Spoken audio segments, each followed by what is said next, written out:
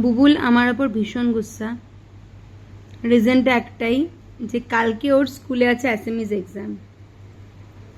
তো এক্সামের পরে হয়ে যাবে স্কুল বন্ধ, তো আমাকে নিয়ে আসতে লাগে স্কুল থেকে। কিন্তু এখনো কোনো কনফার্মেশন আসেনি ওদের হ্যান্ডেলে, ওদের অনলাইন হ্যান্ডেলে, যে কালকে তারপরে স্কুল হবে না। তো সেটাই হবে, কিন্তু ছুটি যে দেবে তোমাদের যে ছাড়বে সেটা তো কোনো কনফার্মেশন আসেনি না বাবা। কি তোমার খুব শরীর খারাপ? মা তোমাকে নিতে যাচ্ছে স্কুলে, বাট মা হসপিটালাইজড, কারণ মা হসপিটালাইজড। তাহলে গুড।